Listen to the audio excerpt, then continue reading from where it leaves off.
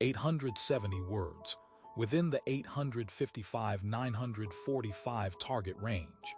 Here's the final script. They convicted Marcus Webb of murdering Diane Foss in 1998. He got 25 to life.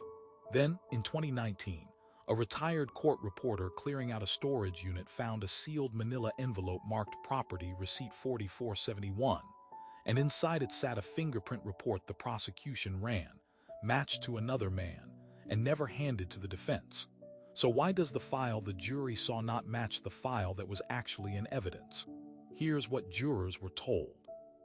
Diane Foss, 34, was found stabbed in her Tulsa apartment on March 9, 1997. Her business partner, Marcus Webb, had fought with her over money for months, a sour deal on a strip mall lease, 3 angry emails entered as exhibits.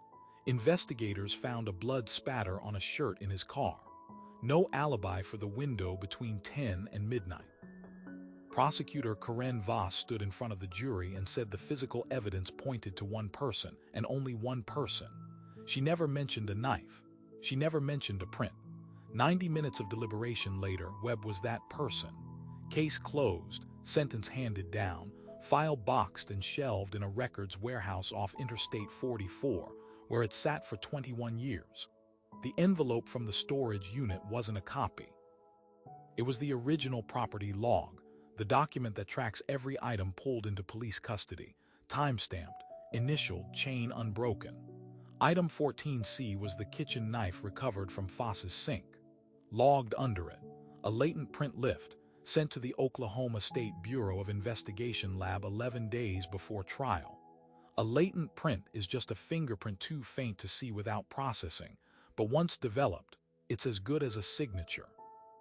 This one excluded Marcus Webb entirely. It matched a man named Roland Pyle, who'd done time for burglary in the same apartment complex 8 months earlier. That result sat in the property room. The jury never heard his name.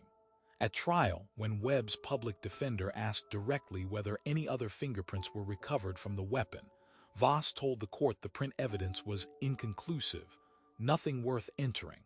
That word choice matters. Inconclusive means a lab couldn't reach a result. This lab reached one. The OSBI examiner's report used the phrase identification made, high confidence, dated and signed. Under Brady versus Maryland, prosecutors are legally required to turn over anything that could clear a defendant, whether they think it'll matter or not. A signed exclusion isn't a formality. It's the single most important sentence in the entire case file, and it never left the property room. So why did it never surface? Because 6 hours after that report was filed, the receipt was reclassified, stamped preliminary lab notes, instead of final report, and moved into a separate holding drawer that defense subpoenas never reached, since Webb's attorney had only requested finalized documents. The technician who made that stamp, Sam Ridley, retired the following year and was never deposed. No court order ever compelled anyone to open that drawer.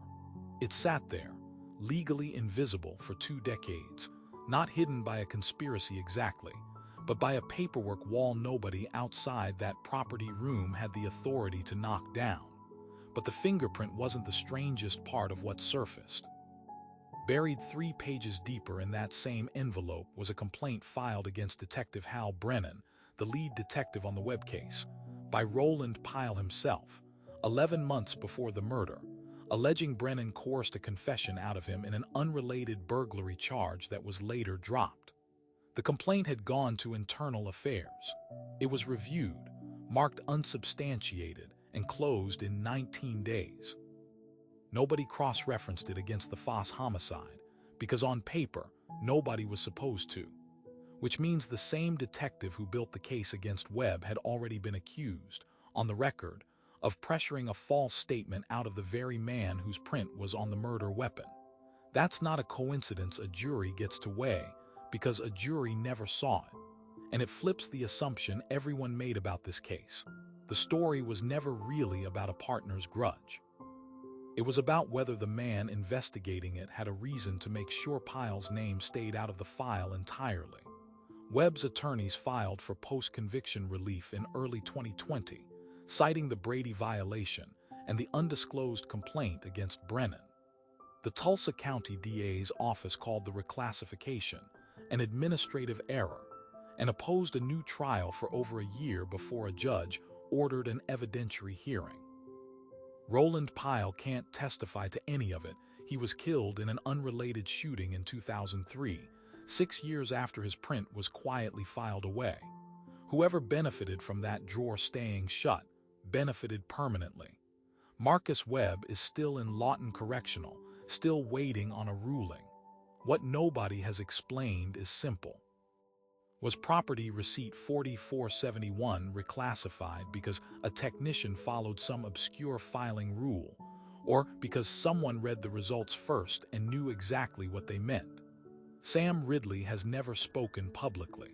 The stamp is still there, in his handwriting, on a report that convicted the wrong man.